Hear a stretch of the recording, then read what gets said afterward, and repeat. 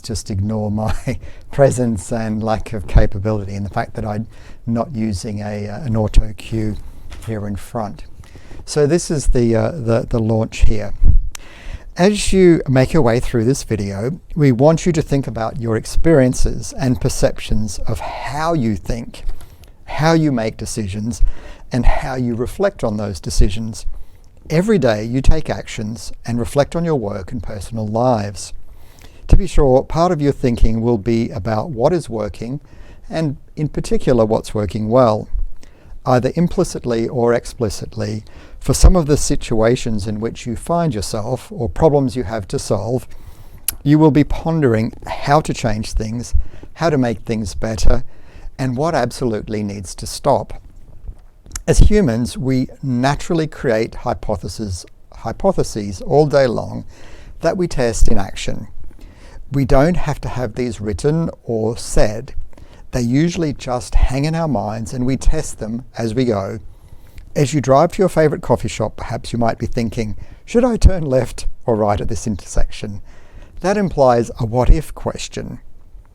Probably you are testing your assumptions about which is the quickest way to get there, which way is likely to have more or less traffic, and where you are most likely to find a park. This video gives you some tools and processes that you can use to enhance your critical thinking and problem-solving capabilities. Now, I want you to watch this short video by Major General Stephen Porter, retired, who is a legend in the Army circles and has been engaged in some significant projects in terms of reform and enhanced decision-making and implementation within your particular context. Here we'd insert the video, and it's about 1 minute long, and folks get to watch that. Now, here is a critical thing that I want you to think about. Remember that your leaders overall are very conscious of those interactions around them, the influences. They're very conscious of culture, they're very conscious of change and trends around them. And it's your responsibility to do your very best to also be thinking about these issues as they impact you.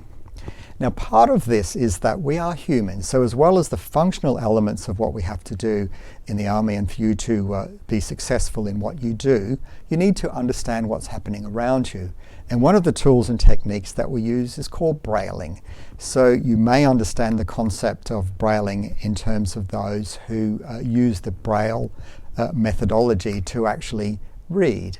We're suggesting that we use a concept of cultural brailing, using all of your senses to make a very good understanding of what's happening around you. For example, if you were to go to a coffee shop, there are so many things that you would actually sense. The sound of people talking, the sound of the espresso machine, coffee grinding, the aroma of the coffee, and the general atmosphere of what's going on around you. And we strongly encourage you to be thinking in the same way when you approach your work and when you approach critical thinking and problem solving. Now, another part of this is that clearly we use logic in those thinking models and when we're out to solve crucial problems. However, we also are dealing with people. We're dealing with people's emotions and people's motivation and responsibility, and also their intent. So we use this three-component attitude formation model to remind us that there's logic, there's the emotional elements, the why of what we do, and the intent of people to do things. And then very clearly, it's critical that we also be constantly aware of the context in which we're working. Now, this is all very well. Your personal capabilities, everything that you've done and learned and practiced to get you to this point is where you're starting on this particular journey. And it's important that you be incredibly aware of the capabilities that you bring to the context of this video and also of your learning journey. We have a series of tools that we think about, and we love the concept of a pride builder, of you reflecting on all of the things that you've achieved both in your life, in your personal life, and also in your professional lives, and in particular in the Army. What are the things that you've built, that you've studied, that you've learned? What are the contributions you've actually made to your team and to the people around you, and also to the safety of the country in which we live? We strongly encourage you to practice this concept of exploring your life pictures, creating your life pictures. What was your past like? What's your present like? And what is your future like? What is it that you want to build, and how do you want to develop your capabilities and your growth and make a contribution in the context in which you work? Now, we're assuming that around you have problems and challenges and things that need to be done and solved. And one of the tools that we encourage people to do is what we call the problem walk around, without judgment, without any inference, that you go and look literally and explore. One of the most powerful things we can do is actually ask good questions, learning ways to ask open questions that are not guiding or directing or making assumptions about the answers that we're going to be given. Be very thoughtful about the context and the way that we ask those questions. It's very important when we're setting out to problem solve to have a thinking model around us. The Boyatzis intentional change theory model is nicely structured, and it works in many situations. And it works like this, encouraging people to think about, so what would be an ideal outcome in this situation? Where are we currently at in this context?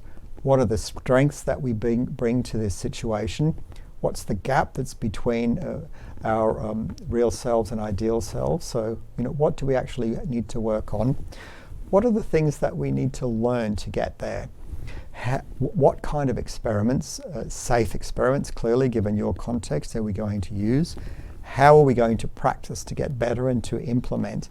One of the most important things, however, and people in the Army are incredibly good at this, and this is developing and building and maintaining trusting relationships. So we want you to ponder and think about the Boyatzis intentional change model when you approach problems, particularly challenging problems in your workplace. Now, here, let's talk about some practical things. Here are two very nice pieces of information for you. What we call the Goldilocks zone, and then this ladder or stages of critical thinking. So the Goldilocks zone works like this. We believe that if problems and challenges are too simple, and if there's not enough meatiness in them, we're actually going to suffer limited motivation and potentially be quite bored. If they're too challenging, or we don't have the tools and resources that we need to do, we don't have the people, we're highly likely to fail. So there's this Goldilocks zone in which we want to operate. And it's your responsibility and your leader's responsibility to help you create this concept of a Goldilocks zone. And at the same time, we need to be practicing and developing our thinking skills. And we really want you to focus on the concept of these three, so that we become practicing thinkers, very conscious. We continue to develop our thinking capabilities, this advanced thinking model, and hopefully become an accomplished thinker.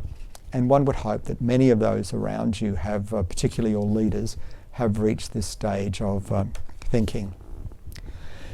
To make good decisions and problem solve in an effective way, we also need to be working in a psychologically safe environment. Change is challenging, doing new things is challenging. Many of the problems that you solve will also be challenging. And so we talk constantly about the concept of psychological safety. And psychological safety, just give me a second and I'll read, describes a team climate where people feel highly confident to speak up and voice their opinions, thoughts and questions without feeling any personal risk to themselves. Now let's give this some meaning. So you may or may not be a rock climber, but when you think about the concept of rock climbing, cliff climbing, there is almost always someone down below who's keeping you safe. And you have an incredibly trusting bond with that individual. So we call this belayering. It's a classic example of demonstrating psychological safety. Now, when we get into the work environment, we want you to be really thoughtful and really powerful about the way that you go about creatively solving problems. And we call this high caring and high daring. So this is the idea that we're surrounded by people who truly care about our success and keeping us safe, and at the same time provide this environment when we can actually take risks, appropriate risks, to actually come up with better solutions to our current problems, and also prepare ourselves for those problems that we may face in the future that we haven't potentially thought about as yet. Now, we need to put this in context as well. You work in what we call a high reliability organization. So this is where things need to go well. You're working with dangerous equipment. At times in very dangerous situations, you need to keep the people around you safe and keep yourselves safe. So a high reliability organization are those that have very, very specific foci. And one of them is that this preoccupation with failure. So what could go wrong and how do we prevent that? And despite the fact that we have huge amounts of training to do things particularly, the complex things, we try not to simplify them because we lose sight of the details. We are very conscious of operations. We call this sensitivity to operations, commitment to resilience, and also this deference to expertise, not just hierarchy, but those around you who are the best and most capable people to achieve what it is that we're setting out to do. Now, let's just change track for a minute and remind ourselves that there are different sorts of problems that we need to solve. Now, in this Cynefin framework, this short video will have you watch. David Snowden puts many of our decisions into these categories. So simple, so these are straightforward. This piece of equipment has broken, is not working. How do we go about and fix this? So that's a straightforward process. It might be that the piece of equipment constantly is breaking down. So it's something bigger about this. So we might call that a complicated problem that we need to explore. Complex might be that whatever it is that we've designed and we have in place to achieve a particular outcome is not achieving that outcome. We don't know why, and we need to deeply explore that. So we need to understand the kind of challenge that we have. Changing a flat tire is something very different to a complete breakdown of a particularly complex piece of equipment. Now, to do this, we also like to work in a no-blame culture, and we call this error-friendly learning. So if you continue with the concept of psychological safety, blame tends to very strongly undermine trust and psychological safety. So rather than work in the blame error space, we want to be thinking about, okay, what went wrong, what was our part in it, and how can we fix this? Now, we're going to change track very slightly here, and we're going to start thinking about the people who are involved in this process and what it is that those who are sitting in that situation of the problem or challenge, what is it that they want to achieve? What are they setting out to do? As you help yourselves, your team, and these individuals and teams solve the problem, what is it that they actually have in mind? And the first step of this is to understand who these people are.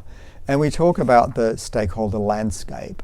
And I do like this idea of the complexity of the various people who are actually involved in the space that you're working. Very few problems that you have involve one or two people. And so we need to understand the interactions amongst and between the stakeholders, the people who are involved, the organizations, the teams who are involved in that space in which you're working. Here are a couple of examples of how we might actually go about this. We call this empathy mapping, and here are some examples here. The one in particular is built around a set of bus drivers who their work conditions are changing rapidly. The city they work in is changing rapidly. The expectation of those individuals is changing rapidly.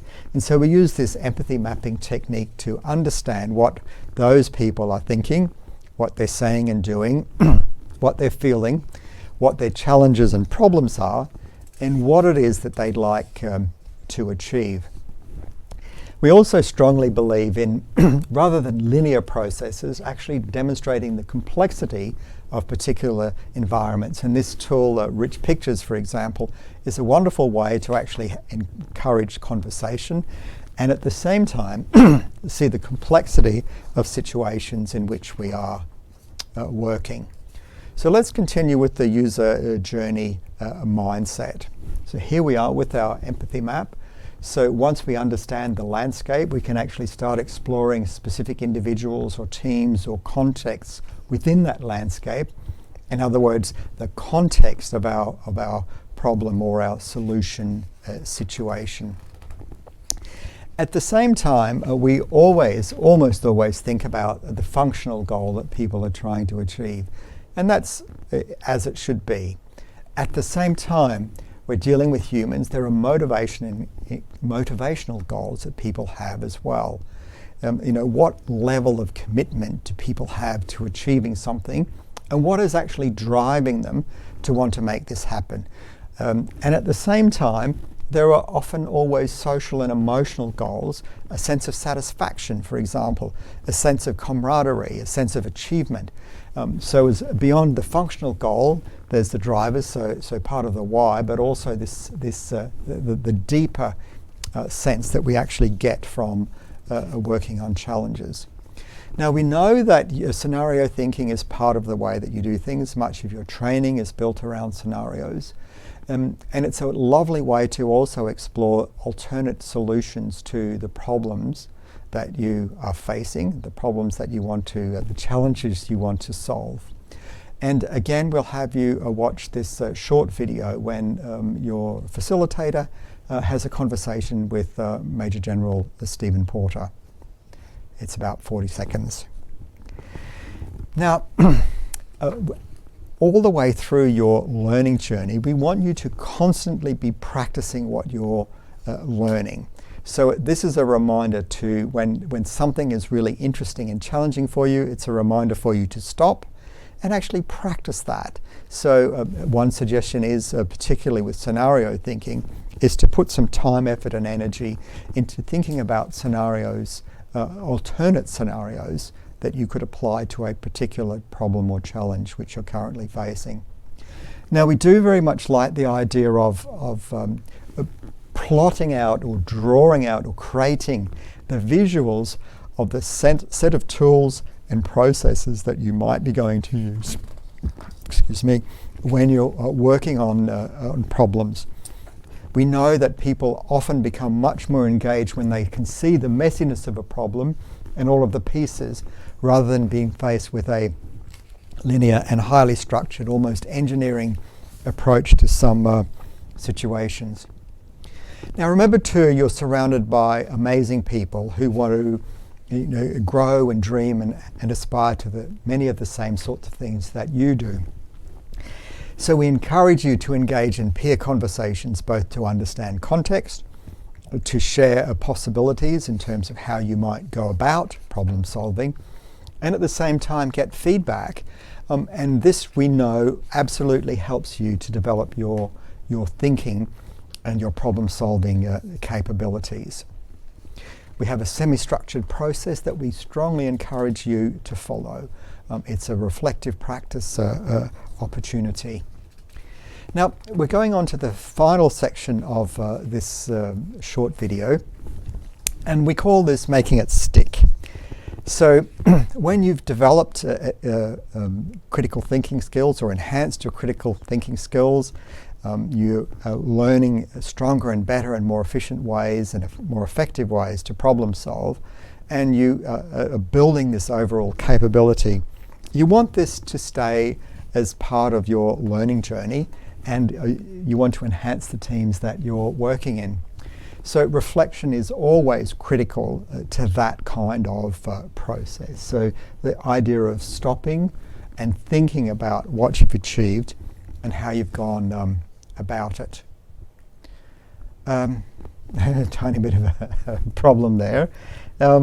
Now, we encourage people to have a learning journal, a reflective journal, very powerful. It shows your progress. Most of us do more and achieve more than we are aware of.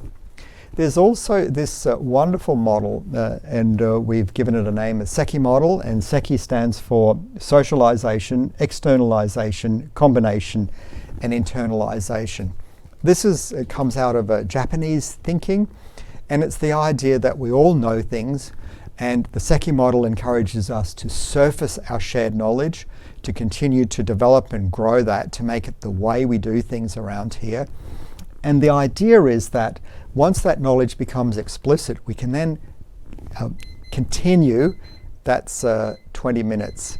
We can then continue to build our overall capability sets. And that in turn becomes tacit knowledge. It's just what we do every day.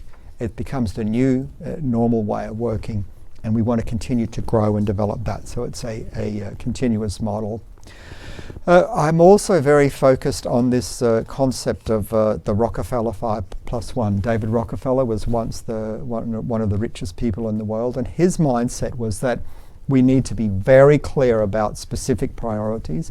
We need to keep them between 3 and 5, and at any one time we want to be working on the critical priority for this moment. It's only in times of chaos that we don't have a choice of which priority we want to work on. To continue this wonderful concept of having a 30-day plan, a 60-day plan, and a 90-day plan. So combining those two means that we have both our priorities for the next 30 days, how they fit with our priorities for the next 60 days, and the 90 days. And 90 days is sort of a natural time in which to evaluate what we're doing. And oh, by the way, we know that we can concentrate deeply for about 25 minutes, except under extreme pressure. So we put in this concept of 25 minutes as well. So 5+1, 30, 60, 90, and 25. Now that brings us to the end of our sharing here today, the end of our video. And one of the final messages that we have is that we want you to be very thoughtful about your critical thinking approaches. We want you to be very aware of how you go about problem solving. And we want you to use your voices and be heard.